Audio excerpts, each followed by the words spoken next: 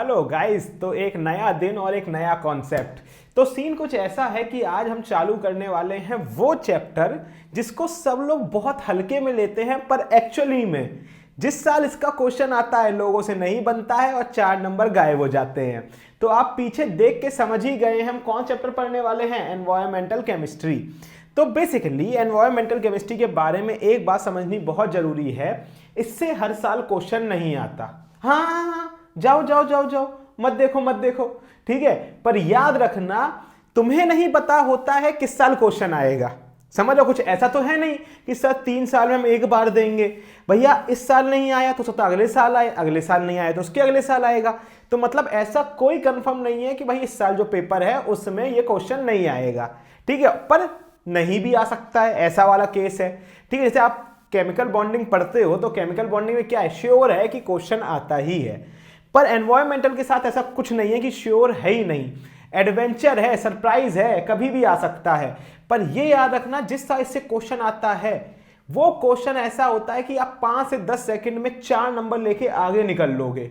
और उस साल आपने अगर वही चैप्टर नहीं पढ़ा और वो क्वेश्चन छोड़ दिया तो ये याद रखना, ये 4 नंबर जाएंगे और आखिरी में ना आप इन 4 नंबर को जो रिग्रेट करोगे, आप ध्यान रखना। और टेक्निकली ये चैप्टर इतना आसान और इतना बढ़िया है कि मतलब मुझसे कोई बोले कि सर इस चैप्टर से 4 नंबर लेना पसंद करोगे या सर थर्मो से 4 नंबर लेना पसंद करोगे, मैं कहूंगा भाई मैं तो इसी चैप्टर से 4 नंबर लेना पसंद करूंगा। क्यों? क्योंकि थर्मो का क्वेश्चन मैं 3 मिनट तक न्यूमेरिकल करूंगा, उसके बाद पता चलेगा कि आंसर आया कि नहीं आया।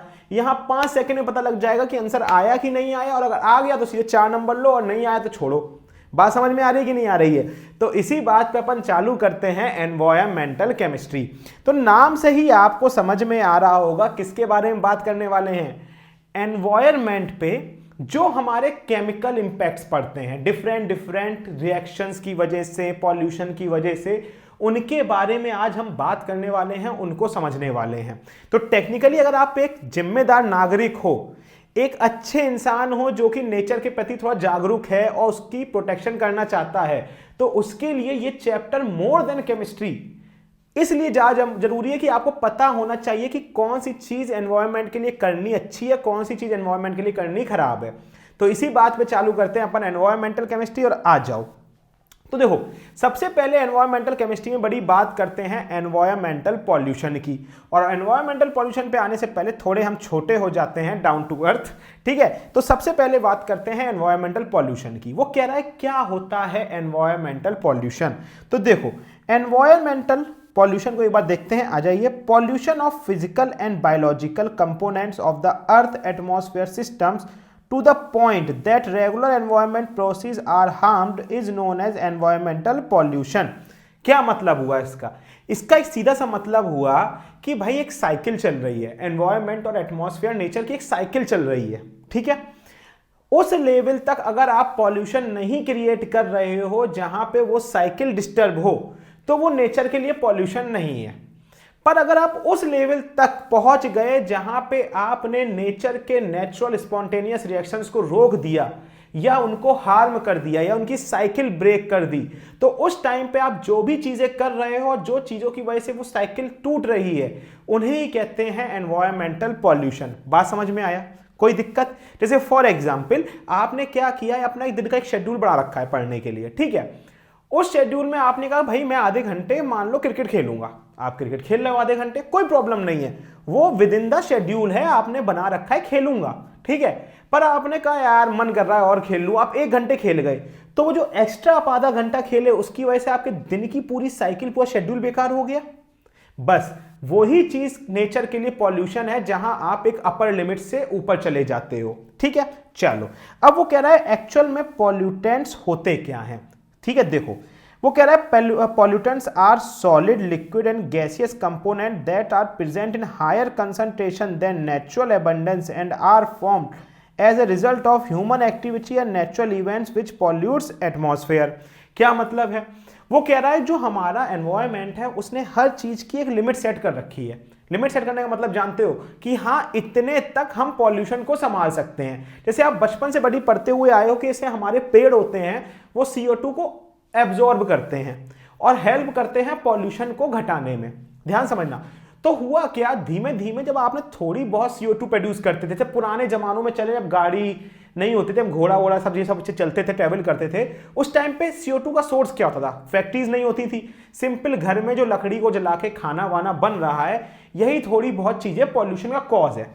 और उस समय पेड़ होते थे खूब ज्यादा, तो हम क्या बोलते थे, हमारे लिए नेचर में सफिशिएंट पेड़ हैं और नेचर को हम उतनी CO2 नहीं दे रहे हैं जितनी वो एब्जॉर्ब ना कर पाए, वो उसकी लिमिट रेंज में है। अब क्या किया आपने? बिल्डिंग्स बनाई, पेड़ घटाए, गाड़ियां बढ़ी, दुनिया भर की पॉल्यूशन बढ़ी, पेड़ कम होते चले गए। तो अब ऐसा सीन हो गया कि नेचर में इतना पॉल्यूशन है, वो पेड़ एब्जॉर्ब नहीं कर पा रहे हैं। तो नेचर के लिए वो पॉल्यूशन उसकी अपर लिमिट, अपर कंसंट्रेशन से ऊपर चला गया है, जहां वो उसको बर्दाश्त नहीं कर पा रहा है। और वही चीज हमारे लिए एनवायरमेंटल पॉल्यूशन में होती है। अब वो कह रहा है एनवायरमेंटल पॉल्यूशन कैसी भी हो सकती है, सॉलिड भी हो सकती है, लिक्विड भी हो सकती है, गैसियस भी हो सकती है। तो तीनों फॉर्म में हमारे पाई जा सकती है। ठीक है, चलो आ जाओ। अब वो कह रहा है भाई जो पॉल्यूशन है वो दो टाइप का है, कौन सा? एक बायोडिग्रेडेबल और एक नॉन बायोडिग्रेडेबल।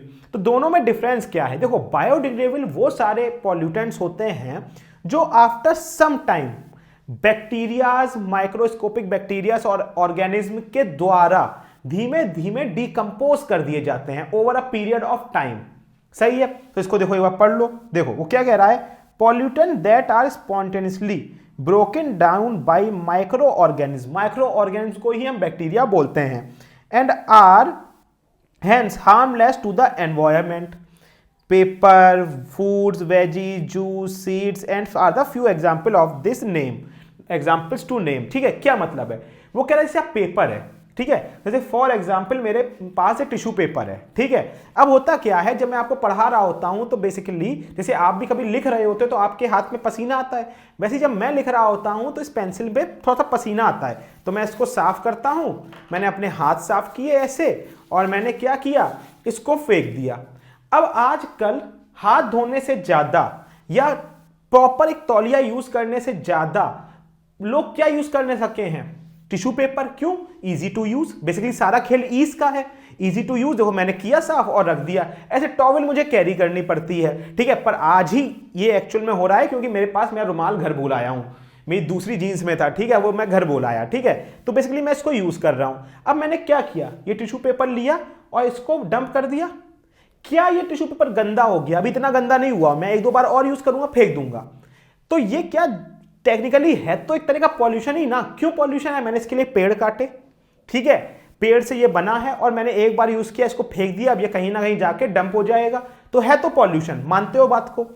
पर ये क्या है, कुछ दिनों में ये natural process through bacteria and micro organism ये चीज डिकम्पोज हो जाएगी, छोटे छोटे पार्टिकल्स में ब्रेक डाउन हो जाएगा इसका, और ये खत्म हो जाएगी, तो नेचर में एग्जिस्ट ही नहीं करेगी, खत्म हो गई बात। तो ये क्या हो गया, बायोडिग्रेडेबल हो गए, जो कि खत्म हो जाते हैं सम टाइम में, ठीक है। दूसरे क्या होते हैं, non biodegradable, pollutant that are not broken down by micro organism and hence harmful to the environment. Example DDT, dichloro diphenyl trichloroethane. ये एक तरह का फर्टिलाइजर होता है जो कि अब बैन हो गया है। 1972 के बाद, वर्ल्ड वार सेकेंड के बाद अमेरिका ने इसको बैन कर दिया था क्योंकि ये बहुत ज्यादा हार्मफुल था, बॉडी में बहुत तरह के डिसीजेस पैदा कर देता था। तो आफ्टर वर्ल्ड वार 2 अमेरिका ने इसको 1972 में बैन कर दिया था, तो याद रखना, ठीक है। प्लास्टिक पॉलीमर्स, ठीक है, हैवी मेटल्स, न्यूमरस केमिकल्स और हमारा न्यूक्लियर वेस्ट, ये सब क्या है, नॉन बायोडिग्रेडेबल। मतलब ये सालों सालों तक हमारी अर्थ, जमीन, क्रस्ट में दबे रहते हैं, कभी डिकम्पोज नहीं होते हैं और लगातार पॉल्यूशन फैलाते रहते हैं। और इन सब में प्लास्टिक और न्यूक्लियर वेस्ट, तो ये मान लो कितने साल आपकी पुश्ते, नई पुश्ते पैदा हो के खत्म हो जाएंगी, पर ये कभी नहीं खत्म होंगे। डिफरेंस समझ में आया? आइए चलते हैं आगे। अब बात करते हैं क्या होता है एनवायरमेंट पॉल्यूशन में। सबसे इंपॉर्टेंट है एटमॉस्फेरिक पॉल्यूशन। हालांकि पॉल्यूशन तो हर तरह का ही डेंजरस और इंपॉर्टेंट है हमारे लिए पढ़ना, पर उन सब में सबसे ज्यादा इंपॉर्टेंट है एनवायरमेंटल पॉल्यूशन में एयर पॉल्यूशन। क्यों? एयर पॉल्यूशन वो पॉल्यूशन है जो आपको सबसे तेज इंपैक्ट करता है। आप सीधा इनहेल करते हो और आपके ब्लड में जाती है वो चीज, और सबसे पहले आपकी बॉडी में वो इंपैक्ट करता है। ये बात समझ में आ रही कि नहीं आ रही है? तो वो कह रहा है क्या होता है एयर पॉल्यूशन। वो कह रहा है air pollution is caused when a chemical, physical और biological factor contaminates and alter the natural properties of the atmosphere. वो कह रहा है जब कोई केमिकल, फिजिकल और बायोलॉजिकल तीनों टाइप में से कोई भी फैक्टर जब हमारे एटमॉस्फेयर की नेचुरल प्रॉपर्टीज को हिंडर करता है, अल्टर करता है, चेंज करता है, इंपैक्ट करता है, अगर कुछ भी ऐसा होता है तो वो हमारे लिए पॉल्यूशन में आ जाता है। ठीक है, अभी पढ़ेंगे क्या होता है पॉल्यूशन, एयर पॉल्यूशन, पर उससे पहले समझना जरूरी है कि एयर पॉल्यूशन किस लेवल तक पहुंच सकता है। तो देखिए टोटल हमारे अर्थ के चारों तरफ बहुत सारी लेयर्स हैं। जैसे मैं आपको दिखाऊं तो देखिए हमारे अर्थ के चारों तरफ बहुत सारी लेयर हैं। क्या है? ट्रोपोस्फेयर है, स्ट्रेटोस्फेयर है, मीजोस्फेयर है, थर्मोस्फेयर है और एक्सोस्फेयर है। तो बहुत सारी लेयर हैं। हम कहां पे रहते हैं, हमारा एग्जिस्टेंस कहां पे है? हालांकि हमारा एग्जिस्टेंस इन सारी लेयर से है। अगर इनमें से कोई भी एक लेयर गायब होगी या वो डिप्लीट होगी या हैम्पर होगी तो हमें इंपैक्ट करेगा।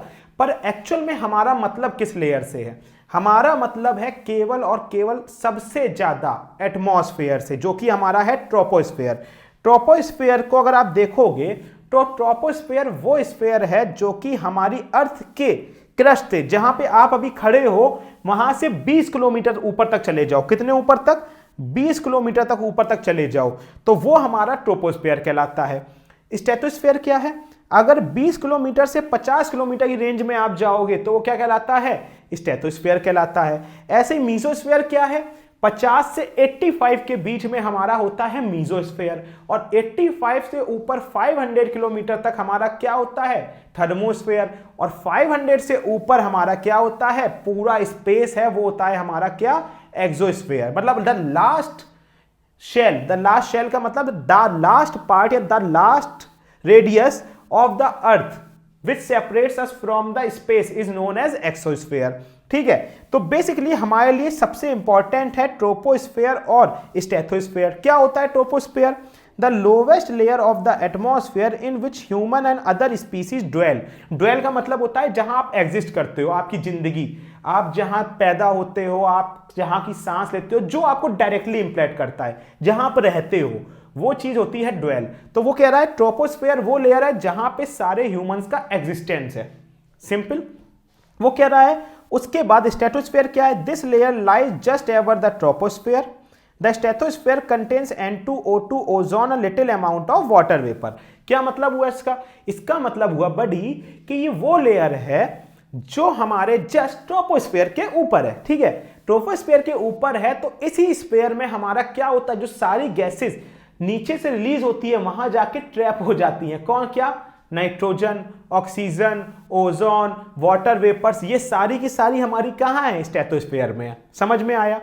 तो अब हम बेसिकली हमें समझ में आ गया हमारे सबसे ज्यादा दो मेजर हैं, वो है ट्रोपोस्फेयर और स्ट्रेटोस्फेयर। ठीक है, अब देखते हैं क्या वो केमिकल्स हैं, कौन से ऐसे पॉल्यूटेंट्स हैं जो इनको परेशान कर रहे हैं, जो इनको ना सही से इनकी फंक्शनिंग सही से नहीं होने दे रहे हैं। ये वो कौन से नालायक फ्रेंड्स हैं जो आपकी पढ़ाई में डिस्टर्बेंस क्रिएट करते हैं और आपकी नेचुरल साइकिल को डिस्टर्ब कर देते हैं। ठीक है, तुरंत उन नालायक उन दोस्तों को फोन लगाओ और बोलो देखो तुम्हारे बारे में हम पढ़ रहे हैं। ठीक है, चलो आ जाओ। तो अब देखो सबसे पहले पढ़ते हैं ट्रोपोस्फेयर पॉल्यूशन पे। ठीक है, वो पॉल्यूशंस जो कि एक्चुअल हमारे ट्रोपोस्फेयर को इंपैक्ट करते हैं। देखो आ जाओ, अब वो बोल रहा है tropospheric pollutions, oh my God ये क्या हो गया? Pollutions is caused by the presence of unwanted solid और गैसियस पार्टिकल्स। वो कह रहा है वो ये बेसिकली ये पॉल्यूशन वो है जो कि हमारे नेचर को चाहिए नहीं होता है, पर हम सॉलिड और गैसियस फॉर्म में उसको देते रहते हैं। ठीक है, ये बात समझ में आई? हमने कहा हाँ सर, हमने क्या क्या होता है? मेनली दो सॉलिड से ज्यादा मेनली होती हैं गैसेस। अगर आप एयर की बात कर रहे हो तो उसके पॉल्यूशंस भी तो क्या होंगे? एयर वाले ही होंगे। तो सिंपल सी बात, सबसे पहला गैसियस पॉल्यूटेंट्स में देखो ऑक्साइड्स ऑफ सल्फर।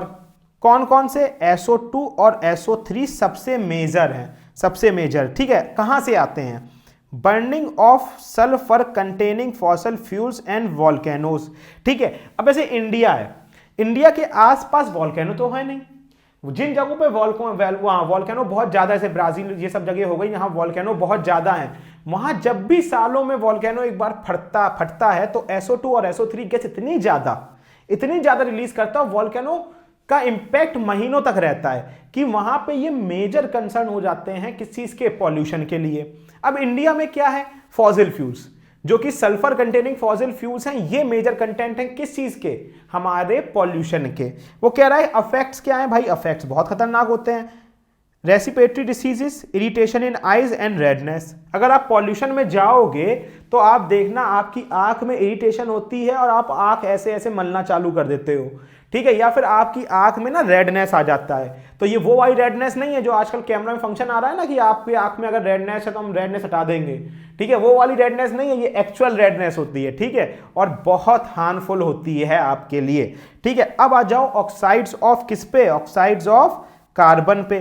क्या क्या है, CO एंड CO2। क्या क्या है, CO और CO2। Incomplete combustion of carbon containing fuels, respiration of animals. Incomplete combustion of carbon containing fuels, respiration of animals, ठीक है। ये कहां से आते हैं, बेसिकली उन जगहों से आते हैं जहां पे जो फ्यूल कार्बन कंटेन करते हैं उनको कंप्लीट बर्निंग ना हो। जैसे कहने का मतलब है, आप टायर देखें आपने, लोग टायर जला देते हैं, टायर में हायर कंसंट्रेशन होता है कार्बन का, पर टायर कभी इतनी आसानी जलता नहीं है। तो आप जब देखना जल रहा होता है तो काली काली धुआं दे रहा होता है, तो बेसिकली वो क्या है, इनकम्प्लीट कंबशन।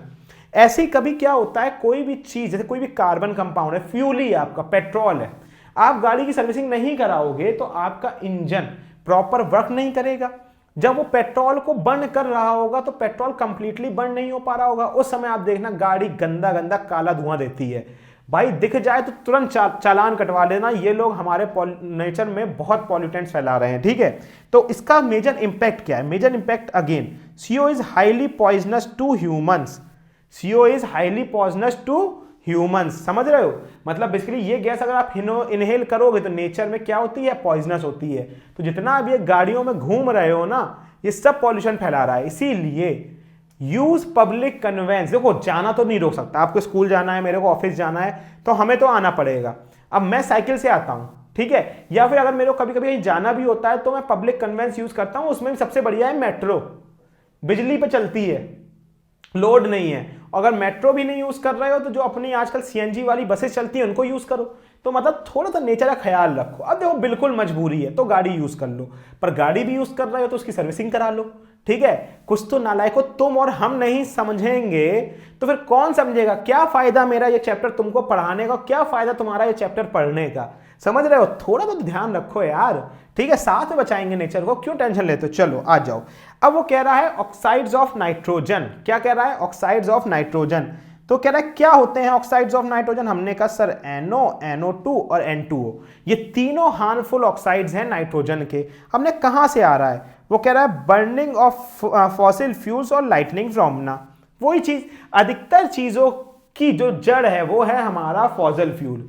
इसीलिए we need electric cars and all very urgently, very necessary for us at the present time, क्योंकि जिस तरह से पॉल्यूशन के लेवल्स बढ़ रहे हैं, ठीक है भाई साहब, अलग लेवल की तबाही है, ठीक है। जैसे आपने देखा हो जब कोविड आया था तो बीच में लॉकडाउन लगा था 2 महीने का, दिल्ली में AQI लेवल रहता था ऑलमोस्ट 450, 400, हमेशा रेड के ऊपर। उस टाइम पे आ गया भाई 120, 130। उस दिन हमको ये पता लग गया एक्चुअल में अगर सब घर पे बैठे हैं तो नेचर में पॉल्यूशन 4 दिन में खत्म हो सकता है, पर नहीं, कोविड निकल गया। पर ना आपने कुछ सीखा, ना हमने कुछ सीखा, ना ये जनता जो बाहर घूम रही है इसने कुछ सीखा, सब वापस चालू हो गए। और कोविड टाइम सब क्या बोलते थे कि हमें नेचर ने बहुत कुछ सिखाया, हम सबका पालन करेंगे। ये वही स्टूडेंट्स होते हैं उस टाइप के जो कि जिस दिन रिजल्ट खराब आता है अगले दिन बोलते हैं अब हम लग के पढ़ेंगे और 4 दिन बाद वापस मस्ती में। समझ रहे हो बात को। चलो आओ। अब वो कह रहा है कि क्या affects damage leaves of plant, respiratory diseases, damage lung. समझ लो कितना खतरनाक है। आपके लंग्स तो खराब करता है, लंग्स से बड़ी बात है जो प्लांट्स के लीव्स है उनको डैमेज कर देता है। भाई प्लांट्स की लीव ही तो उनके लिए सब कुछ है। एक तरह से सनलाइट जो भी ये सब चीजें कौन एब्जॉर्ब करता है, लीव्स तो ही एब्जॉर्ब करती हैं, वो ही डैमेज हो जाएंगे तो प्लांट तो वैसा ही मर जाएगा। और एक प्लांट का मरने का मतलब ये नहीं है क्योंकि वो प्लांट मर रहा है, वो बेसिकली एक तरह से आपके लिए भी दिक्कत वाली बात है। तो अपने आसपास प्लांट्स को उगाओ अच्छे से। फिर वो कह रहा है क्या, हाइड्रोकार्बन्स, वो कह रहा है incomplete combustion of fuel. Again hydrocarbon या कार्बन, बात एक ही है। सारे फ्यूल्स, ऑलमोस्ट सारे फ्यूल्स किसके बने होते हैं, हाइड्रोकार्बन्स के बने हुए हैं। अगर वो सही से बर्न नहीं हुए, बर्न हो गए तो भी CO2 देंगे, पर नहीं बर्न हुए तो बहुत ज्यादा मात्रा में पॉल्यूशन क्रिएट करेंगे। तो वो कह रहा है क्या problems, harms plant by causing ageing, carcinogenic in nature. ठीक है, कार्सिनोजेनिक इन नेचर। ठीक है, हमने ठीक है भाई, समझ में आ गया। अब ये पॉइंट एनसीईआरटी में काफी ज्यादा इंपॉर्टेंट है। ये हमारा क्या है, एनसीईआरटी हाईलाइट।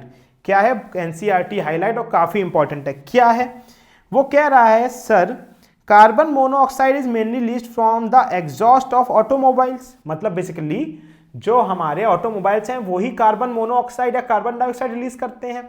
कार्बन मोनोऑक्साइड जो है वो हमारे हीमोग्लोबिन में मिक्स हो जाता है और बनाता है कार्बोक्सी हीमोग्लोबिन। ठीक है, जो कि 300 टाइम ज्यादा स्टेबल है किससे, ऑक्सीजन हीमोग्लोबिन कॉम्प्लेक्स से। मतलब एक बार बॉडी में चला गया तो हमारी बॉडी को उसको तोड़ने के लिए बहुत मेहनत करनी पड़ेगी, इसीलिए ये हमारे लिए बहुत ज्यादा हार्मफुल है। 300 टाइम ज्यादा स्टेबल है, मतलब हमारे लंग्स, लीवर्स, इन सबको या टोटल बॉडी की फंक्शनिंग को 300 टाइम्स एक्स्ट्रा मेहनत करनी पड़ेगी इनको सही करने के लिए। बात समझ गए। चलो आओ नेक्स्ट। अब वो कह रहा है कॉन्सिक्वेंसेस क्या हैं गैसियस पॉल्यूटेंट्स के। सबसे पहला कॉन्सिक्वेंस, सबसे मेजर कॉन्सिक्वेंस, एसिड रेन। क्या है हमारा, एसिड रेन। क्या होती है एसिड रेन, बहुत सिंपल है, बचपन से आप पढ़ते हुए आए हो, पर आज उसकी रिएक्शन भी देख लेते हैं। रिएक्शन ऐसा पेपर में कभी आती नहीं है, पर देख लेते हैं जस्ट। तो आप अगर रिएक्शन याद करनी सोच रहे हो कोई इशू नहीं है, मत करना। वो कह रहा है normal rain has a pH around 6। वो कह रहा है जो नॉर्मल रेन है उसकी पीएच 6 होती है। मतलब देखो नेचर में क्या है, पानी है, पानी नीचे आ रहा है तो 7 का पीएच तो लेकर आएगा क्योंकि पानी न्यूट्रल होता है। पर थिंग इज थोड़ा बहुत तो पॉल्यूशन हर जगह से होता है, तो थोड़ा बहुत पॉल्यूशन होगा तो पीएच नॉर्मल जो रेंज में एसिड होता है, एसिड रेन होती है, मतलब एसिड रेन नहीं होती, नॉर्मल रेन होती है, उसका पीएच होता है 6। पर जिस दिन एसिड रेंज पीएच 5 से 5.5 के बीच में पहुंच गई, मतलब बहुत ज्यादा एसिडिक हो गई हमारे लिए, मतलब हमारी स्किन, हेयर, आईज, इन सब के लिए, तो वही बोल रहा है when the pH of the rain false between 5 to 5.0। तो ये वैल्यू क्या करोगे आप, तुरंत अभी याद करोगे या कहीं लिखोगे। पीएच एसिड रेन की पीएच क्या होती है, 5 से 5.5 के बीच में। It is known as acid rain, हमने कहा ठीक। This can be accredited to high level of oxides of nitrogen, oxides of sulfur and CO2 emission। क्या मतलब हुआ इसका, इसका मतलब हुआ अगर ये रेन, एसिड रेन नीचे आ रही है तो बेसिकली वो अपने साथ oxides of nitrogen, oxides of sulphur और CO2 एमिशन को साथ लेकर आ रही है। ये ना इन सबका एक क्या हो जाता है, मिक्सचर हो जाता है जो कि नीचे आ रहा है। हमने कहा ठीक। हमने कहा when these oxides combine with water it results in the formation of acids such as H2SO4। वो कह रहा है जब ये नीचे आ रहे होते हैं, ये रेन जब नीचे आ रही होती है तो इन सब चीजों से मिलके एक मिक्सचर बनाती है जो कि टेक्निकली हमारा one of the most dangerous acid होता है H2SO4। ठीक है, अब देखो ये एक्चुअल में बनती कैसे है, समझने वाली बात ये है। H2O CO2 आपस में मिलते हैं, H2CO3 बनाते हैं। ठीक है, अब यहां पे लगाएंगे कॉमा इस तरीके से, और H2CO3 जब नीचे आ रहा होता है तो ब्रेक होता है H+ और HCO3- में। सही है, अब दूसरा ही तो समझ में आ गया। अब जब होता है जो SO2 गैस होती है वो ऑक्सीजन के साथ और पानी के साथ मिलकर H2SO4 बना लेती है। वैसे ही NO2 जो होता है, ऑक्साइड्स ऑफ नाइट्रोजन, वो भी ऑक्सीजन और पानी के साथ मिलके HNO3 बना लेती है। और गौर करो सारे के सारे एसिड हैं, कौन कौन से, हमारा चाहे H2CO3 हो ये भी एसिड, H2SO4 हो ये भी एसिड, और HNO3 हो ये सारे के सारे हमारे लिए क्या हैं, एसिड, और सारे के सारे हमारे लिए बड़ी क्या हैं, हार्मफुल हैं। समझ लो नेचर ना गजब बदला लेता है जब भी लेता है, ठीक है। ठुकरा के उसका प्यार, इंतकाम देखोगे, ठीक है। चलो आ जाओ बड़ी, ठीक है, आ जाओ। अब देखो वो क्या कह रहा है, this has been around more than a decade now that the Taj Mahal is losing its brilliant white shade as it then combined with the marble majorly composed of CO3। Marble सबको पता है क्या limestone है, CO3 से बना होता है, and leads it to the corrosion। Basically वो कह रहा है जब भी हमारा ताजमहल देखो तो जब एक्चुअल ताजमहल जो आपने सालों साल पहले देखा हो वो क्या बना था, व्हाइट मार्बल से। आज भी बोलते हैं वो क्या है, व्हाइट ब्यूटी है। तो टेक्निकली अब वो व्हाइट ब्यूटी है ना वो येलोइश होती जा रही है। क्यों? इतना पॉल्यूशन मचा रहे हो, ऊपर जाता है एसिड रेन बन के नीचे आता है, वो एसिड आके गिरता है किसका, तुम्हारा लाइमस्टोन पे या मार्बल पे। CO3 पे जब H2SO4 गिरेगा तो क्या होगा, double decomposition, double displacement reaction होगी और हमारा CaCO3 कन्वर्ट हो जाएगा CaSO4 में। और वही कारण है येलोइशपन किसके, ताजमहल का या मार्बल का। दिखाते हैं अभी, देखो CaCO3 H2SO4 के साथ रिएक्ट करेगी, CaSO4 बनेगा, H2O बनेगा और CO2 बनेगा। समझ रहे हो? ताजमहल कैसा दिखेगा, ताजमहल बड़ी कुछ आपको इस तरीके से दिखेगा। दिख रहा है येलोइश ताजमहल, ठीक है। अब आप कहोगे सर आप बेवकूफ बना रहे हो, सर हम पीछे देख रहे हैं सर सनसेट हो रहा है, येलोइश उसकी वजह से है। अरे बेवकूफ, वो तो बैकग्राउंड जो इमेज का है वो येलोइश सनसेट की वजह से है, पर एक्चुअल में अगर आप मार्बल का एक्चुअल कलर भी देखोगे तो कैसा हो गया है, येलोइश हो गया है। देख लो अच्छे से, ठीक है, देख लिया, चलें, चलो आ जाओ। अब वो कह रहा है केवल इसी एयर पॉल्यूशन की वजह से हमारा ग्रीन हाउस इफेक्ट हो रहा है। क्या हो रहा है, ग्रीन हाउस इफेक्ट हो रहा है। और इस ग्रीन हाउस इफेक्ट की दिक्कत आप नहीं समझ सकते, बहुत दिक्कत है भाई। ग्रीन हाउस इफेक्ट हर चीज का कारण है आज के टाइम पे। अब क्या होता है ग्रीन हाउस इफेक्ट, आओ देखते हैं। वो कह रहा है green house gases function just like a insulating glass wall of a green house by allowing the sunlight to reach the earth surface while trapping the heat that is reflected back into the atmosphere। this helps in maintaining pleasant climate on the earth। ठीक है, देखो वो कह रहा है किसी चीज को करने की दो चीजें हैं, कुछ फायदे भी होते हैं कुछ घाटे भी होते हैं। ग्रीन हाउस एक्चुअल में हमारे लिए इंपॉर्टेंट है, ग्रीन हाउस इफेक्ट हमारे लिए कुछ हद तक इंपॉर्टेंट है। कैसे? देखो सूरज से ना किरणें आती हैं, आप सब जानते हो हीट की रेज आती हैं, एटॉमिक स्ट्रक्चर में पढ़ा है, in the form of H nu। वो जब नीचे आती हैं तो जब आके वो हमारी अर्थ से टकराती हैं, देखो यहां पे थोड़ा सा हम जूम करते हैं, दिख रहा है सबको, सबको दिख रहा है अच्छे से। क्या करते हैं आप देखो यहां पे, अगर आप गौर करोगे यहां पे चेक करना, मैं दिखाता हूं आपको। देखो यहां से हमारी क्या आई, सूरज की किरणें आ रही हैं, देखो गौर से, ये देखो किरणें आ रही हैं, सारी की सारी किरणें आ रही हैं हमारी, ठीक है। किरणें का मतलब रेज, नालायक को, ठीक है, रेज आ रही हैं। तो यहां पे देखो तीन तरह की रेज हैं, गौर से देखना, तीन तरह की रेज हैं। एक रे है जो आई अर्थ पे और टकरा के हमारी बाहर निकल गई, सही है। अर्थ की किससे, क्रस्ट से टकरा के बाहर निकल गई, हमने कहा ठीक। एक ये जो आई ये वाली, ये हमारी अर्थ की सरफेस तक आई और अंदर चली जाएगी अर्थ की सरफेस में और एब्जॉर्ब हो जाएगी, हमने कहा सर ठीक। हमने कहा देखो एक तीसरी आई, ये वाली, ये आई टकराई वापस ऊपर गई और जो हमारी ओजोन लेयर और जो ग्रीन हाउस इफेक्ट की जो अपर लेयर है उससे टकरा के वापस अर्थ की तरफ आ गई, हमने कहा ठीक।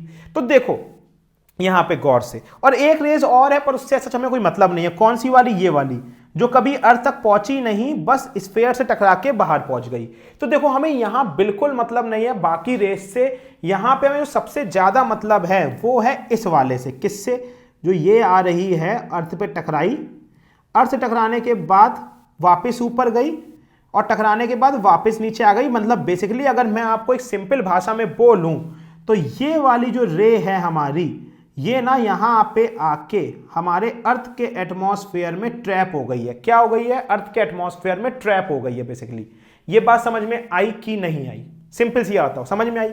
अब देखो जो ये ट्रैप हो गई है ना, दैट्स अ गुड थिंग, क्योंकि इसकी वजह से हमारे अर्थ का जो एटमॉस्फेयर का क्लाइमेट है वो मेंटेन रहता है, पर एक लिमिट तक।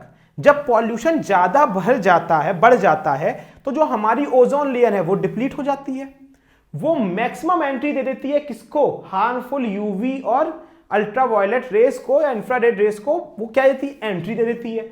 जब वो हमारे अर्थ के एटमॉस्फेयर में घुस जाते हैं तो वो बाहर नहीं जा पाते।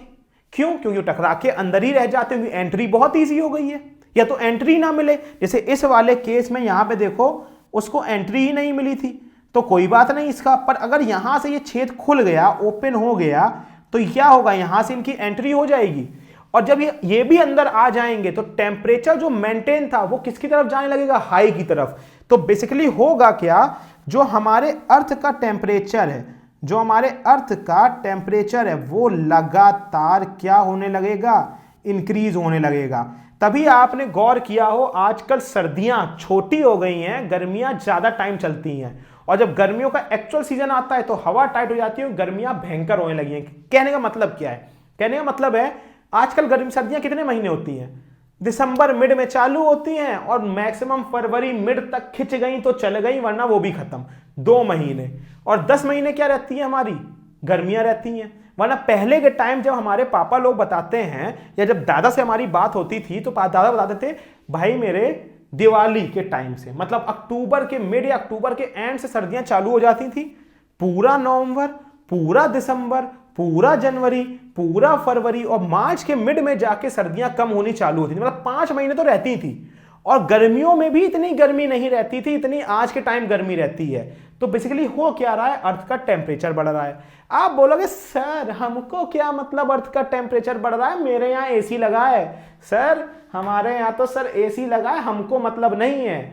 बच्चा आपको मतलब है, कमरे में एसी लगाए आप बच लोगे, पर जो ये क्या बढ़ रहा है, टेम्परेचर बढ़ रहा है ना, इसके चक्कर में जितने भी हमारे ग्लेशियर्स हैं, ठीक है, ग्रीनलैंड में जितने भी हमारे ग्लेशियर्स, एंटार्क्टिका में जितने भी ग्लेशियर्स हैं ना, वो इस टेम्परेचर राइज की वजह से पिघल रहे हैं।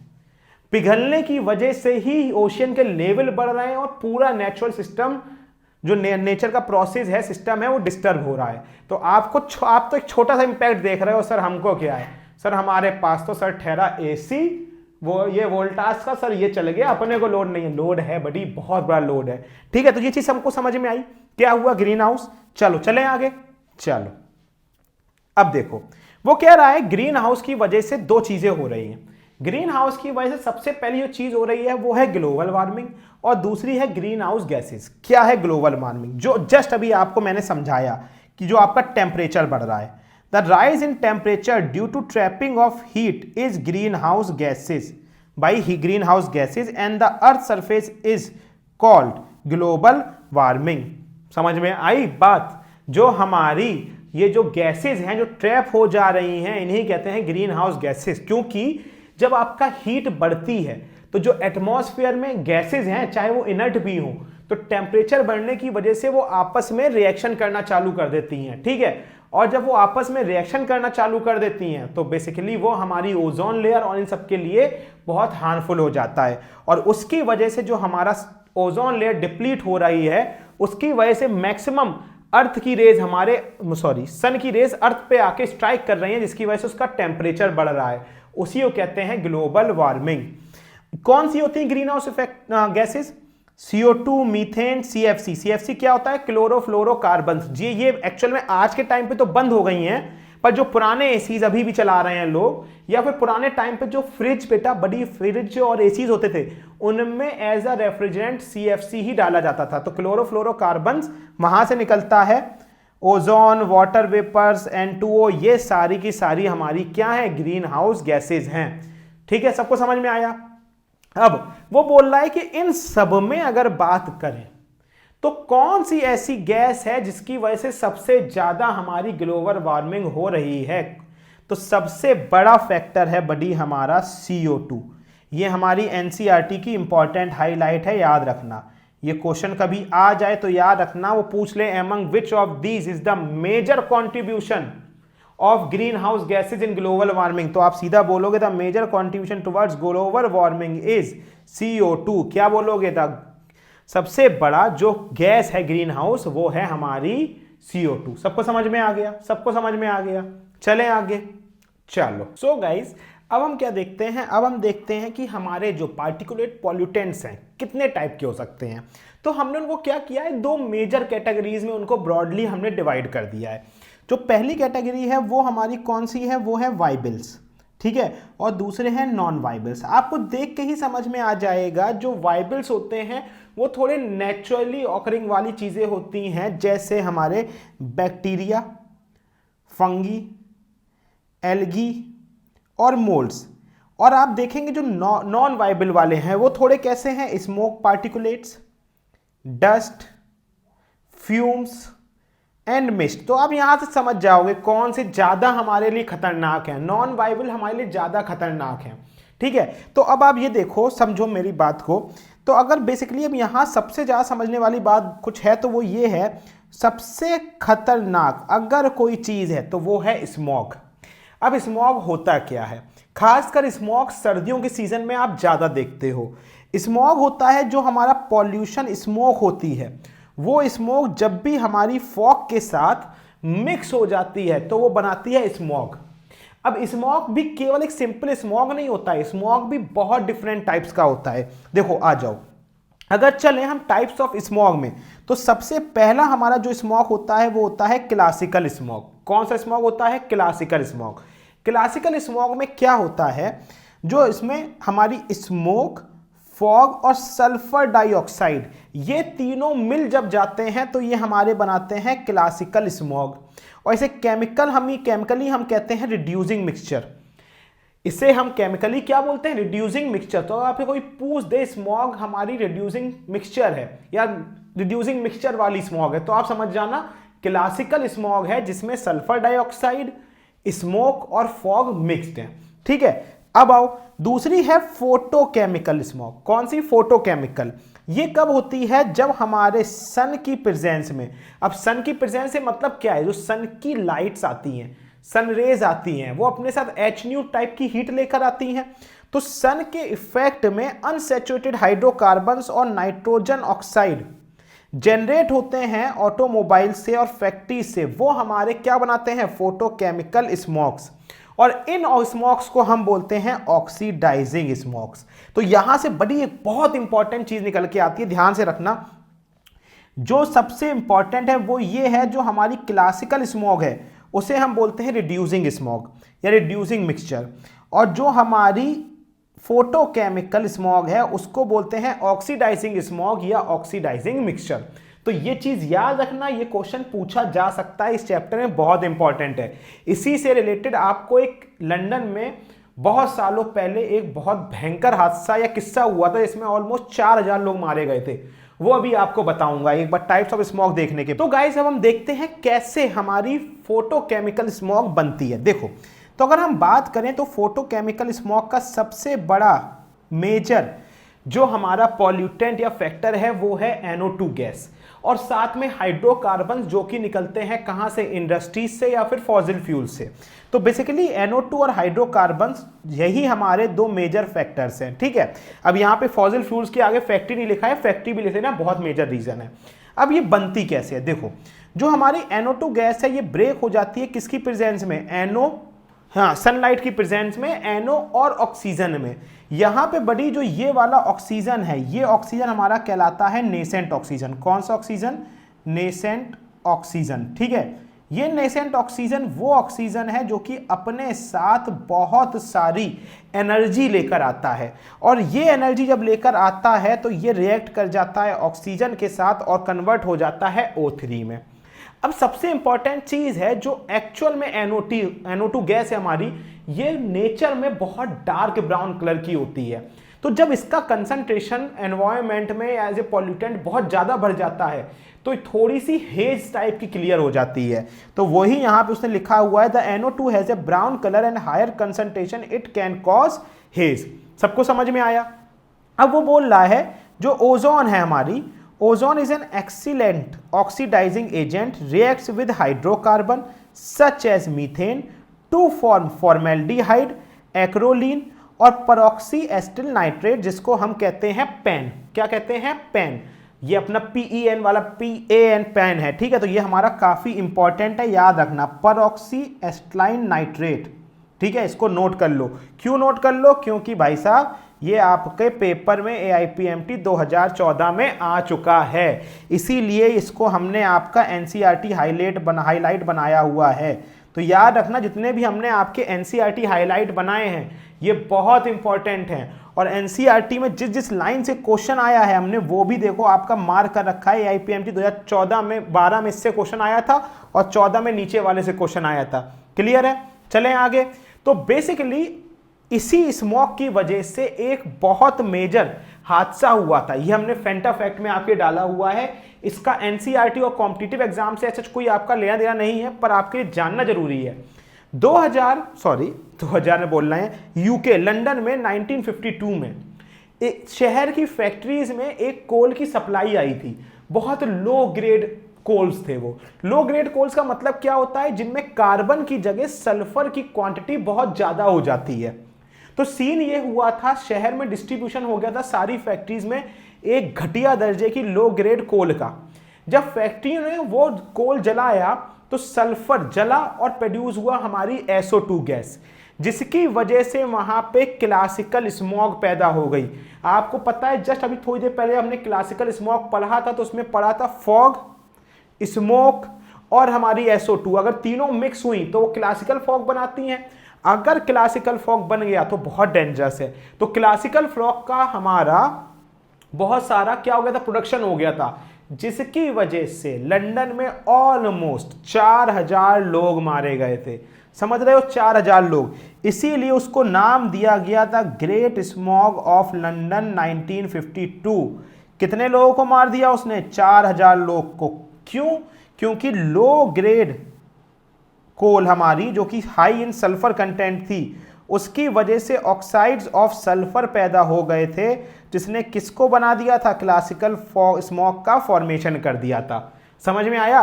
तो ये चीज याद रखना। समझ रहे हो कितना डिफिकल्ट है? मतलब डिफिकल्ट मतलब बहुत ज्यादा हार्मफुल है। अगर सोचो आपके शहर में 2-3-4 फैक्ट्रियों में भी ऐसा कोल आ जाए तो सोच लो क्या होगा। इसीलिए पॉल्यूशन भाई हल्की चीज नहीं है, समझ रहे हो? बहुत भयानक चीज है। ठीक है, चलो आओ। अब वो कह रहा है, can you think of the methods that can be used to reduce photochemical smog. ठीक है, देखो फोटोकेमिकल स्मॉग को रिड्यूस करने के बहुत तरीके हैं। हमारे पास मशीन्स आती हैं जिनसे हम फोटोकेमिकल स्मॉग को कम कर सकते हैं, रिड्यूस कर सकते हैं, पर क्या वो हमारे लिए फीजिबल मेथड्स हैं या उनसे हम इफेक्टिवली सब चीज कर सकते हैं? नहीं। उसके लिए इफेक्टिव है हमें वो प्लांट्स लगाने चाहिए जो फोटोकेमिकल स्मॉग को सबसे ज्यादा एब्जॉर्ब करके खत्म कर सकें। तो एक बार आंसर पढ़ते हैं, देखो आओ। वो कह रहा है, one can think of reducing the gases responsible for producing the smog NO2 hydrocarbons by the use of catalytic converters. ठीक है, पर क्या ये फीजिबल है? नहीं। फीजिबल क्या है? Other methods, a greener way that can be used by using plants such as Pinus, Jupiniparus, Curus, Pyrus, Vitis, which have the ability to metabolize nitrous oxide। समझ रहे हो? तो बेसिकली आप समझ गए प्लांट्स की कितनी अहमियत है। अगर ये सारे प्लांट्स लगाओगे तो ये ज़्यादा सुइटेबल और ज़्यादा फीजिबल मेथड है, आप पॉल्यूशन को कम कर सकते हो। ठीक है, तो चलो आ जाओ। अब वो कह रहा है, हमने ट्रोपोस्फेयर वाले सारे पॉल्यूशन पढ़ लिया, अब स्ट्रेटोस्फेयर वाले भी पॉल्यूटेंट्स या पॉल्यूशन के बारे में पढ़ लेते हैं। वहां पे सबसे इंपॉर्टेंट कोई चीज हमारे लिए है तो बड़ी, वो है ओजोन। ओजोन गई तो आप गए, सिंपल सी बात समझ लो, दिमाग में डाल लो। तो कह रहा है, the upper layer of stratosphere contains a layer of ozone O3 which protect us from the UV radiations. वो कह रहा है ओजोन सबसे अपर लेयर है हमारे एटमॉस्फेयर की, जो कि सबसे इंपॉर्टेंट है, वो ही हमें प्रोटेक्ट करती है किससे? यूवी रेज से, जो कि हार्मफुल यूवी रेज आती है किससे? सन से। तो वो कह रहा है वहां पे अगर कुछ भी डिप्लीशन होता है तो हमारे लिए बहुत खतरनाक है। तो बोल रहा है ozone hole a chemical story of clouds over Antarctica, क्योंकि सबसे पहले ओजोन में होल पाया गया था वो एंटार्क्टिका के ऊपर ही पाया गया था, बहुत बड़ा होल था वो। समझ रहे हो? तो सोच लो, हल्के में लेने वाली बात नहीं है। इसीलिए सबसे पहले एंटार्क्टिका के ही ग्लेशियर्स पिघलने चालू हुए थे। अब वो कह रहा है कि अगर बात करें दो मौसम की, जहां पे मौसम की तरह तुम बदल तो ना जाओगे, तो बात कर रहा है सबसे पहले समर की। वो कह रहा है समर में नाइट्रोजन डाइऑक्साइड और मीथेन रिएक्ट कर जाते हैं क्लोरीन मोनोऑक्साइड के साथ और एंड क्लोरीन के साथ, जो कि क्या बना देते हैं क्लोरीन सिंक्स। जैसे नीचे एग्जाम्पल देखो, वो कह रहा है ClO, जो ये O के ऊपर डॉट है, this is nascent oxygen, NO2 के साथ रिएक्ट करके बनाते हैं ClO गैस। ठीक है, वैसे ही Cl और CH4 जब आपस में रिएक्ट करते हैं तो बनाते हैं CH3 फ्री रेडिकल और साथ में HCl। हमने कहा ठीक है, ये चीज समझ में आ गई।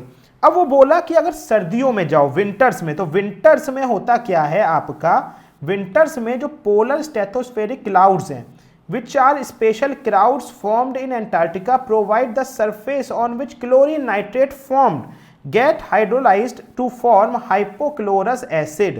समझ रहे हो? इसके बाद वो कह रहा है क्या रिएक्शन है भाई, रिएक्शन सिंपल सी है, क्या ClO हमारी वाटर के साथ, जो कि वाटर मॉइस्चर फॉर्म में होती है, HOCl बनाती है और साथ में एक एसिड क्रिएट कर देती है HNO3। सही है। फिर नीचे क्या है, ClO अगर HCl के साथ रिएक्ट कर गई तो साथ में देगी Cl2 और HNO3, और यही सब कारण बनते हैं किसके, डिप्लीशन ऑफ ओजोन लेयर के। समझ में आया?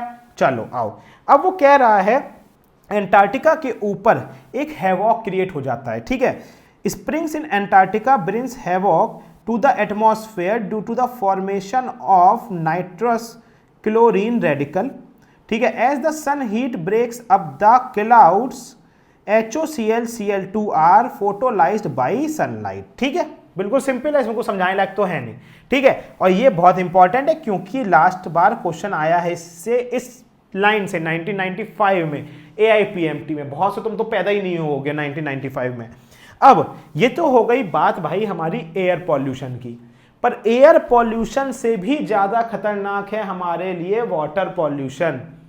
वाटर पॉल्यूशन भाई, दिन भर तुम कम से कम 2 से 3-4 लीटर पानी पी जाते होगे, अगर वो पानी ही साफ नहीं है तो सबसे पहले आपकी बॉडी पे इंपैक्ट डालेगा ये।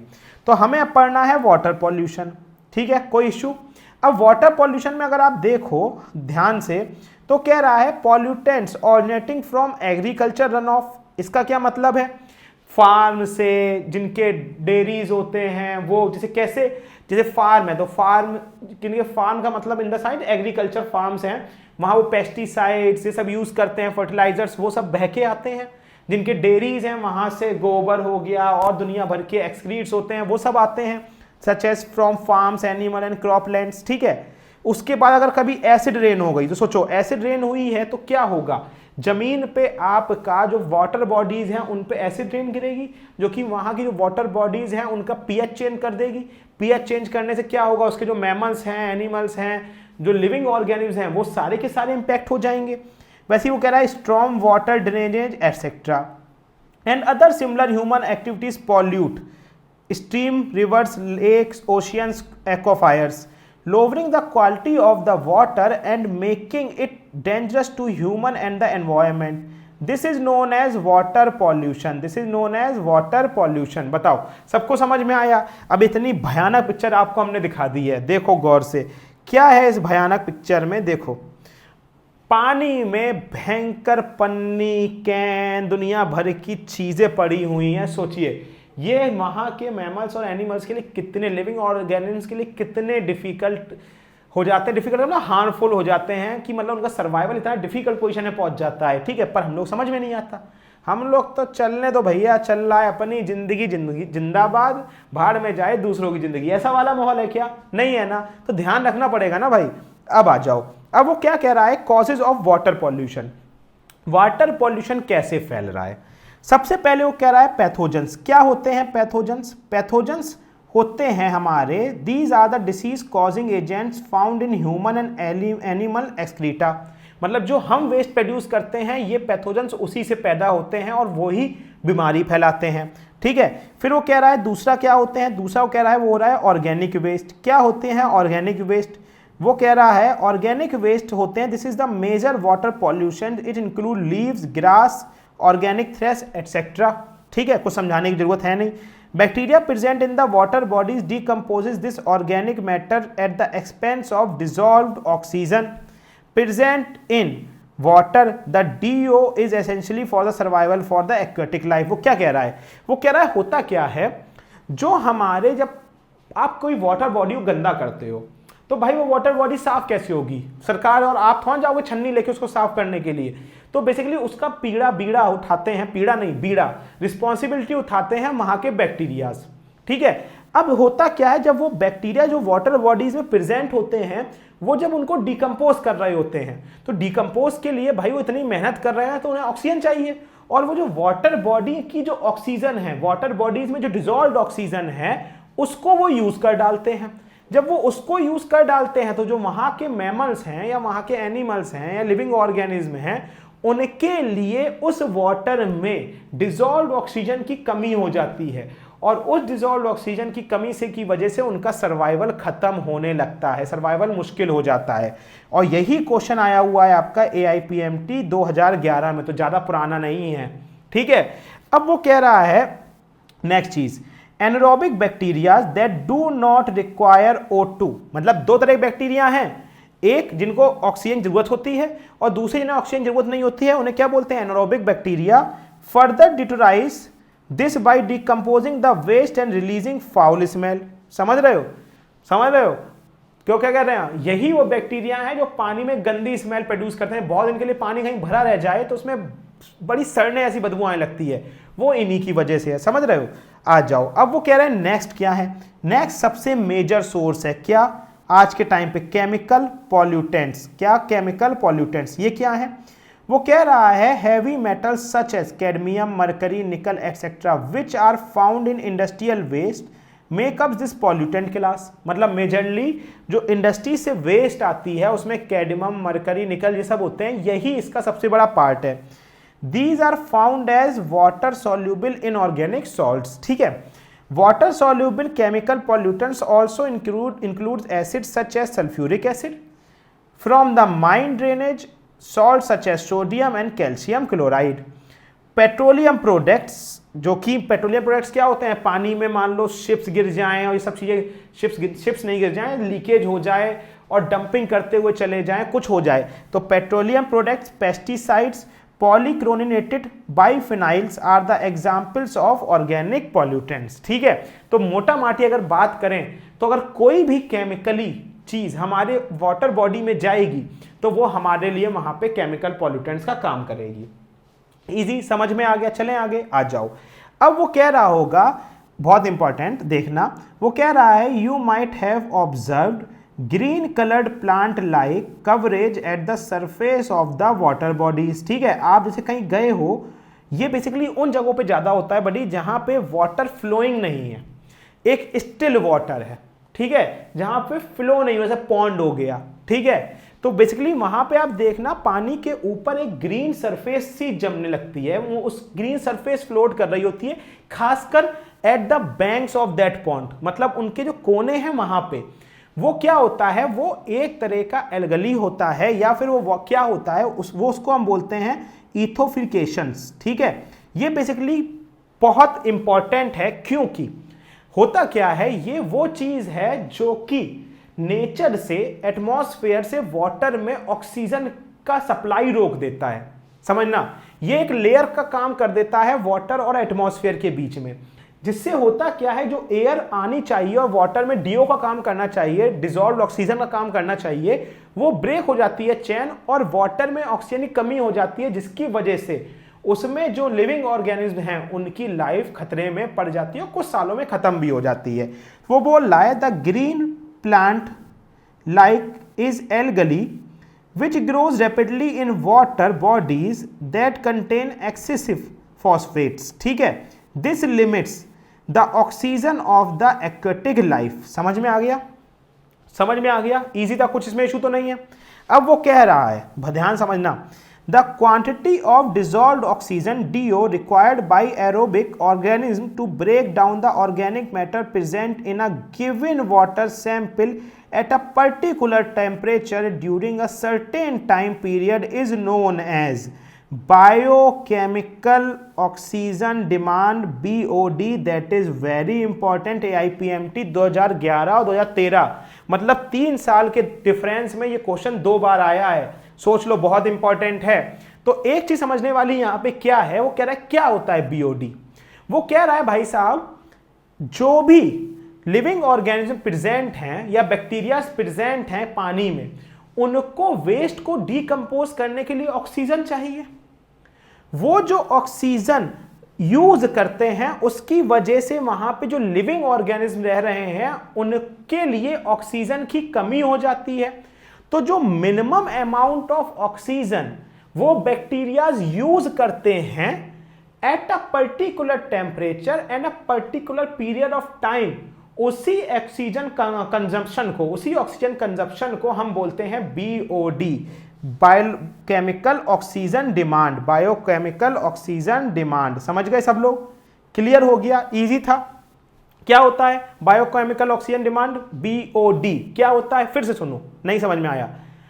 एक बैक्टीरिया मतलब बैक्टीरिया वेस्ट को डीकंपोज करने के लिए कितनी ऑक्सीजन यूज करते हैं at a particular temperature in a particular period of time, उसे ही बोल देते हैं बीओटी। इजी था, समझ में आ गया? जी हां सर, समझ में आ गया। अब वो कह रहा है भाई पानी तो गंदा है, पानी तो हर जगह गंदा है, तो पानी गंदा है तो पर किस लेवल तक का हम गंदा पानी कंज्यूम करें हमें दिक्कत नहीं होगी, और अगर उसके ऊपर चले गए तो क्या दिक्कत होगी, आओ दोनों को देख लेते हैं। तो उन्हीं को हम बोलते हैं ISDW, international standard for drinking water. ठीक है, अब वो क्या कह रहा है, chemicals that are found in water bodies if exceeds their limit of tolerance can cause severe health problem. क्या मतलब इसका, क्या मतलब है इसका? इसका मतलब है अगर एक पर्टिकुलर लिमिट के ऊपर आपका पॉल्यूशन क्रिएट हो गया और वही पानी आप कंज्यूम कर रहे हो, तो आपको कुछ सालों में, कुछ लॉन्ग लाइफ में आपकी बॉडीज में प्रॉब्लम चालू हो जाएंगी। इसमें वो बोल रहा है कि आपकी बॉडी उससे टॉलरेट नहीं कर पाएगी, उसे ही बोलते हैं लिमिट ऑफ टॉलरेंस। जैसे अगर आप अभी पढ़ नहीं रहे हो ढंग से तो आपके घर वालों से आपके पिटने के चांसेस बढ़ जाएंगे। कैसे? एक दिन आपने नहीं पढ़ा वो कुछ नहीं बोलेंगे, 2 दिन नहीं पढ़ा कुछ नहीं, 3 दिन नहीं, चौथे दिन दे धमादम बज रहे होंगे। तो वो आपके लिए क्या है, सीवियर हेल्थ प्रॉब्लम्स क्रिएट कर सकते हैं। ऐसे ही अगर बात करें पानी में, अगर हम नाइट्रेट्स डालेंगे, नाइट्रेट्स हम नहीं डालेंगे, प्रेजेंट होंगे, तो उसकी लिमिट ऑफ टॉलरेंस है 50, और अगर इससे ऊपर चली गई और वही पानी आप कंज्यूम कर रहे हो तो ब्लू बेबी सिंड्रोम हो जाएगा। ऐसी अगर फ्लोराइड, उसकी टॉलरेंस लेवल 1 है, उससे ऊपर अगर चली गई और पानी कंज्यूम कर रहे हो, हार्मफुल फॉर बोन्स, आपकी बोन्स के लिए दिक्कत है। सल्फेट्स के इतनी है, और क्या है, लैक्सेटिव इफेक्ट्स हैं। लेड के लिए 0.05 है, अगर इससे ऊपर का पानी आप कंज्यूम कर रहे हो किडनी, ब्रेन और लिवर डैमेज हो सकता है। और जो ये बाकी हमारे मेटल्स हैं, अगर इनकी लिमिट से ऊपर आप कर रहे हो तो ये आपको हेडेक और फटीग देंगे।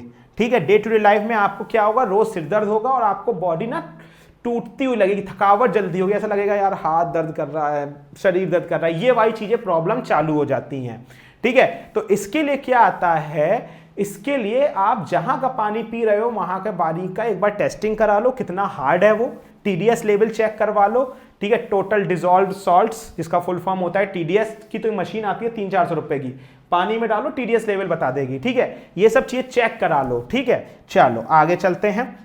अब वो कह रहा है एक क्वेश्चन कि एक लैब में 2 वाटर के सैंपल आए, पहला जो वाटर सोर्स आया वो A से और दूसरा वाटर सोर्स आया B से। वो कह रहा है उसमें एक का BOD का लेवल था 30 और दूसरे का BOD का लेवल था 10।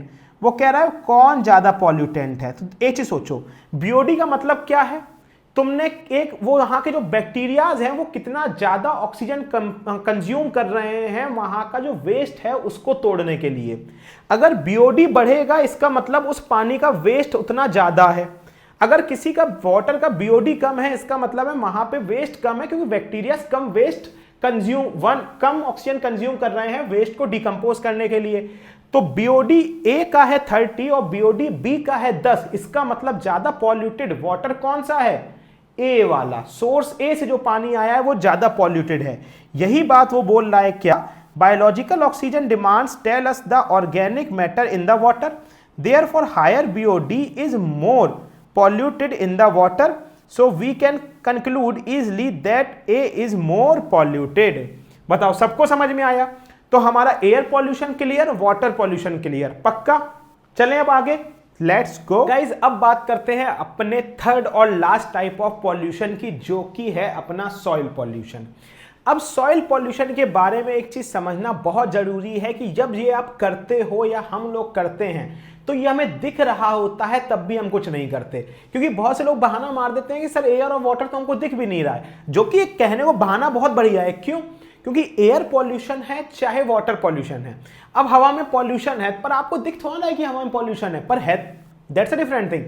वाटर में पॉल्यूशन है पर आपको थोड़ा दिखता है, पर मेजॉरिटी और आपको दिखता नहीं है, नीचे बैठ गया होता है समथिंग, या फिर वो डिसॉल्व हो चुका होता है तो आपको दिखता नहीं है। पर सॉइल पॉल्यूशन तो एक्चुअल में वो पॉल्यूशन है जो आपको दिख भी रहा होता है, और हम और आप जैसे नालायक इसके बारे में कुछ नहीं करते हैं। सब कुछ गवर्नमेंट करेगी क्या? अब आप देख रहे हो कितनी भयानक तस्वीर हम आपके लेकर आए सॉइल पॉल्यूशन की।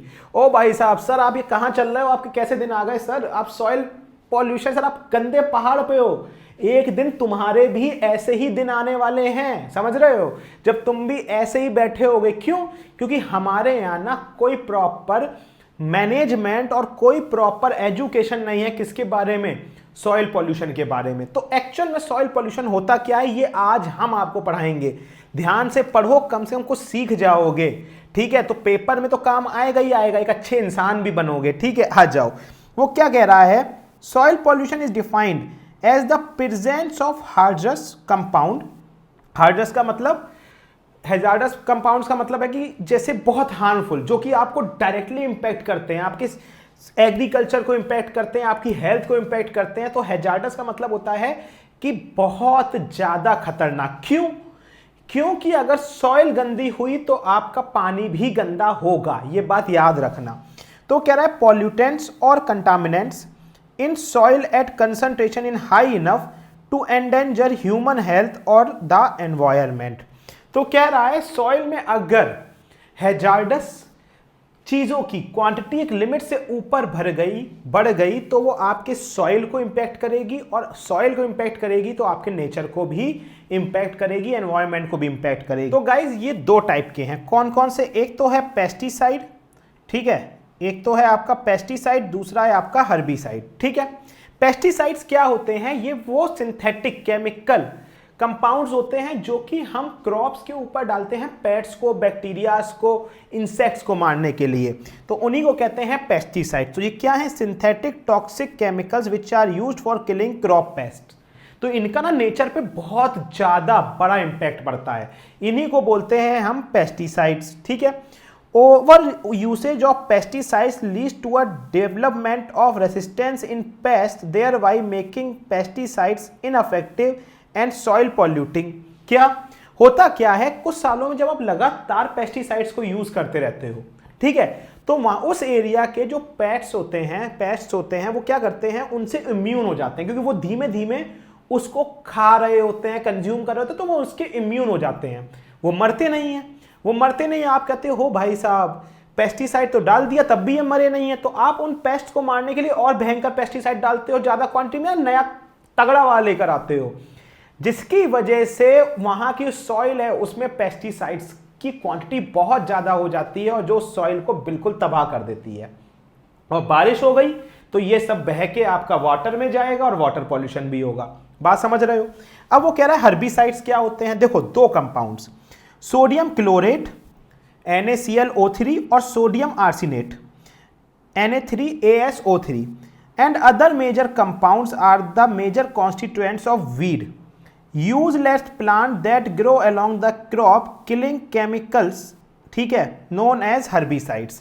अब वो कह रहा है ये एक्चुअल में क्या होते हैं? वीड, ठीक है, वीड वो वाला वीड नहीं, गांजे वाला वीड नहीं, ठीक है, ये वो वाले वीड्स, ये वो वाले प्लांट्स कहलाते हैं जो कि आपकी एक्चुअल जो क्रॉप की फसल है उसके चारों तरफ ये जबरदस्ती उगाते हैं, आपको जरूरत नहीं होती है, ठीक है, ये उधर उगाते हैं। तो सीन क्या होता है?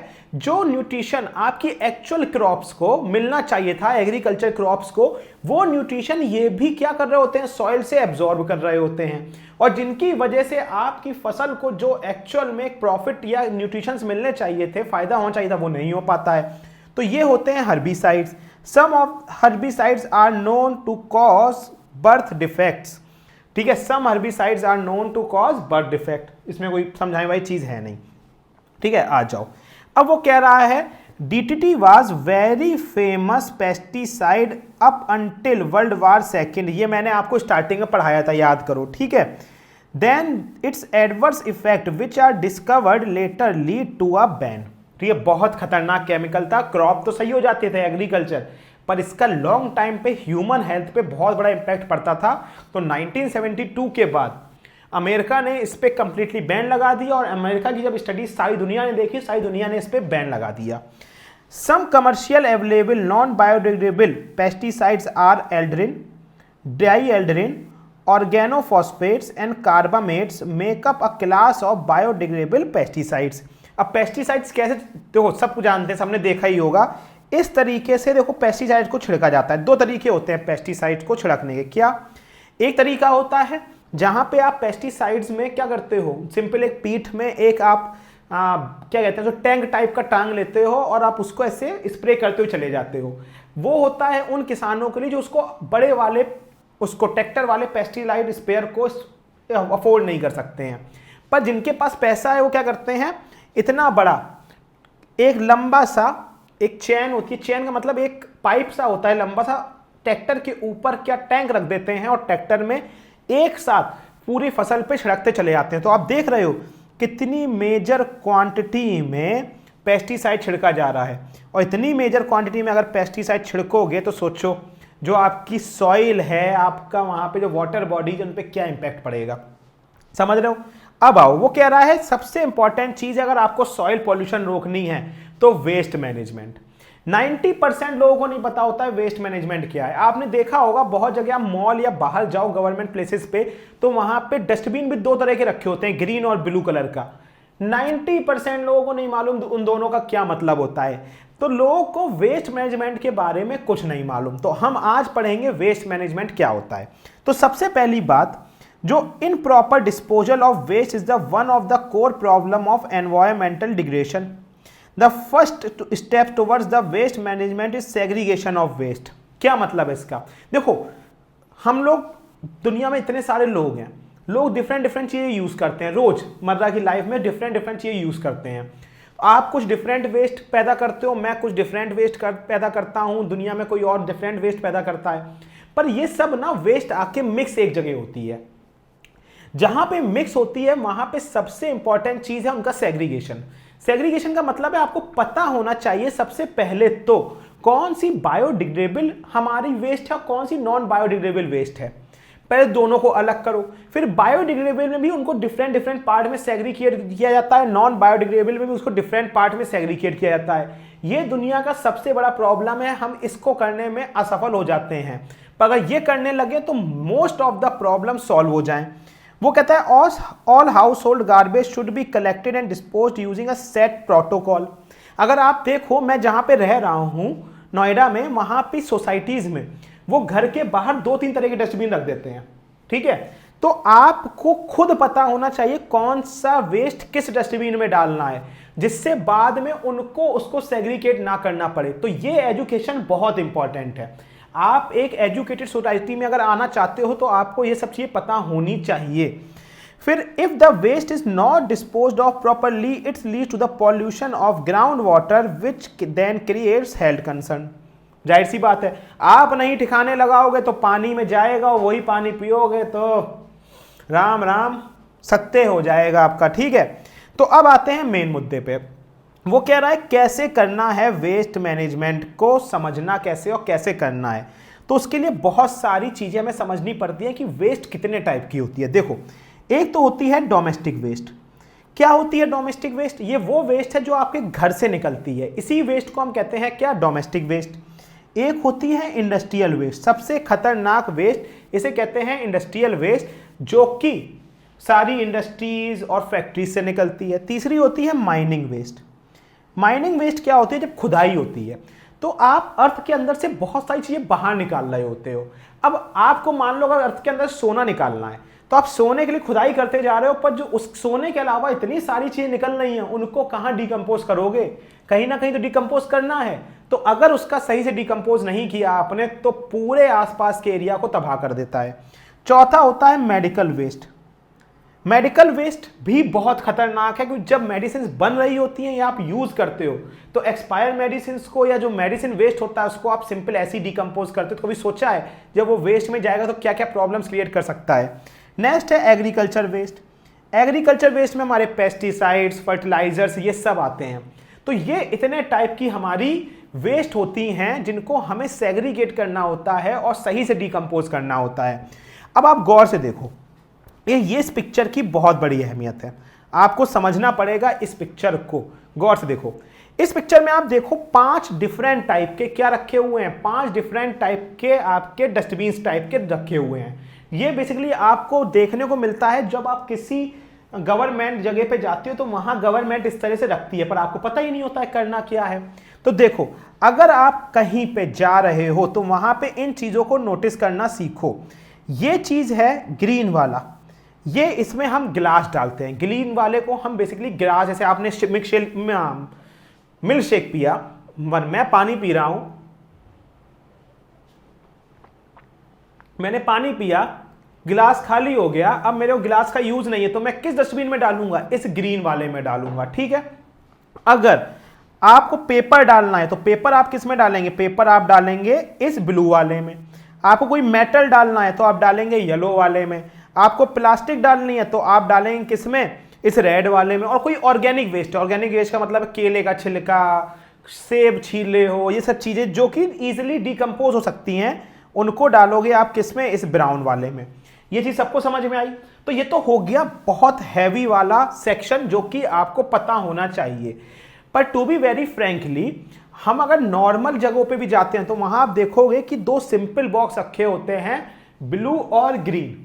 ग्रीन का मतलब है वो चीजें जो इजीली बायोडिग्रेडेबल हैं वो डाल दो ग्रीन में, ब्लू वाली डाल दो नॉन बायोडिग्रेडेबल में। ठीक है, ग्रीन वाली नॉन बायोडिग्रेडेबल में नहीं, नॉन बायोडिग्रेडेबल वाली डाल दो ग्रीन में। सर क्या हो गया आपको भी, सर क्या हो गया, आप भी पागल होते जा रहे हो सर, लक्षण आ रहे हैं पागलपन के। ठीक है, आ रहे हैं भाई, इतनी खतरनाक चीजें पढ़नी इस चैप्टर में कि अब तो विश्वास उठता जा रहा है दुनिया से, हम सब कितने नालायक हैं मैं तो वो सोच रहा हूं। ठीक है, तो ये चीज समझ में आई। अब बेसिकली एक चीज ये तो इंपॉर्टेंट है, क्या इंपॉर्टेंट है, ये चीज तो इंपॉर्टेंट है ही है कि हमें एक वेस्ट का सेग्रीगेशन करना चाहिए, पर ये ना कोई सॉल्यूशन नहीं है। क्यों सॉल्यूशन नहीं है? आप ये कह रहे हो सर पहले कांड कर दो, पहले मर्डर कर दो, बाद में जाके सॉरी बोल देना, इसका कोई सेंस बनता है? ये तो वही वाली बात हुई, किसी को थप्पड़ मारा बोला सॉरी, मतलब पहले पॉल्यूशन कर दिया और पॉल्यूशन करने के बाद बोल रहे अरे यार हमने तो वेस्ट सेग्रीगेशन सीख लिया है। पॉल्यूशन करने से अच्छा है कि पॉल्यूशन मत ही करो ना। अगर पॉल्यूशन नहीं करोगे तो उसको वेस्ट को डिकम्पोज और सेग्रीगेट ही नहीं करना पड़ेगा। तो इससे बेटर स्टेप है कि हम पॉल्यूशन ना ही करें। अब पॉल्यूशन ना करें तो उसके लिए क्या कर सकते हैं, उसके लिए हम अपना सबसे मेजर स्टेप उठा सकते हैं जो कि हमारा है ग्रीन केमिस्ट्री। आज के टाइम पे green chemistry one of the most important topic है मार्केट में। बहुत सारी कंपनीज ग्रीन केमिस्ट्री के ऊपर काम कर रही हैं। ठीक है, तो बेसिकली अगर आप देखो तो ग्रीन केमिस्ट्री क्या है, green chemistry is a manufacturing method that produces little pollution और हार्म टू द एनवायरनमेंट। इसका मतलब क्या है, ग्रीन केमिस्ट्री हम उस हर प्रोसेस को कहते हैं जिससे हमारे सारे रोजमर्रा के काम हो जाएं। ऐसा ना हो हम काम करना छोड़ दें, पर उससे या तो बहुत कम क्वांटिटी में पॉल्यूशन या नहीं हो रहा हो बिल्कुल भी। जैसे हमने जब हाइड्रोजन चैप्टर पढ़ा तो हमने हाइड्रोजन चैप्टर में क्या पढ़ा था कि अगर आप हाइड्रोजन को एज अ फ्यूल यूज करोगे तो H2 reacts with O2 to give you water, तो water will be your product, जो कि हमारे लिए कभी भी पॉल्यूशन नहीं है। तो बेसिकली वो ग्रीन केमिस्ट्री का पार्ट हो जाता है। ठीक, अब वो क्या कह रहा है, the core of green chemistry is the use of current knowledge to reduce chemical danger without disturbing the development goal. इसका मतलब क्या है, इसका मतलब है वो कह रहा है कि ग्रीन केमिस्ट्री आपको डेवलपमेंट करने से नहीं रोक रही है कि आप बोलो यार हम केमिकल्स का यूज नहीं करेंगे तो डेवलपमेंट कैसे होगा। भाई आप डेवलपमेंट करो, पर केमिकल का यूज है वो इस तरीके से करो कि पॉल्यूशन ना फैले। बात समझ में आ रहा है? इससे ना आपकी ग्रोथ नहीं रुकनी चाहिए। अब वो क्या कह रहा है, it is a way of thinking about how to use current concepts of chemistry to lessen the negative influence on environment. इसका मतलब है ग्रीन केमिस्ट्री के अंदर ये चीज हमें पढ़नी है या पढ़ाई जाती है कि कैसे हम केमिस्ट्री को उस वे में यूज करें कि एनवायरनमेंट में पॉल्यूशन ना हो। तो जैसे हमने क्या किया, हमने डीडीटी को पढ़ा एज ए पेस्टिसाइड। तो अमेरिका 1972 में अमेरिका जब स्टडी की तो पता चल गया ये तो भाई खतरनाक है। तो उसने क्या किया, एक नई चीज ढूंढी कि भाई हाँ ये चीज आप एज अ पेस्टिसाइड यूज कर लो और ये आपको हार्म भी नहीं करेगा। तो बेसिकली इस तरीके से आपको क्या करना है, धीमे धीमे एक उस स्टेज तक पहुंचना है बड़ी, जहां पे आपको उन चीजों के ऊपर काम करना है जो कि पॉल्यूशन कम करें, पर आपका टास्क या आपका डेवलपमेंट, आपके गोल्स में कोई दिक्कत ना आए। ये हम सबको मिलके करना है, ठीक है। तो वो कह रहा है in a nutshell this is the cost effective strategy that encourages lowering material energy and waste creation. इसका मतलब है अगर आप ग्रीन केमिस्ट्री अपनाओगे तो एक फायदा उसका बड़ी और है। क्या फायदा है उसका एक फायदा यह है कि ग्रीन केमिस्ट्री में आप जब केमिकल्स का यूज कम करोगे या कुछ ऐसे सप्लीमेंट्स ढूंढोगे जहां पे ये चीजें कम यूज करें, तो आपका कॉस्ट तो बचेगा ही बचेगा, आपका वेस्ट घटेगा और प्लस आपके जो रिसोर्सेज है एनवायरनमेंट में वो भी कम यूज होंगे। अगर आप कम यूज करोगे तो पीछे कंपनी कम पैदा करेगी, तो कंपनी कम पैदा करेगी तो पीछे माइनिंग कम होगी। इस तरीके से पूरी चेन जुड़ी हुई है कंज्यूमर्स की जो कि और सप्लायर्स की, जो कि इसमें हमें मदद कर सकता है। तो ये समझ में आया।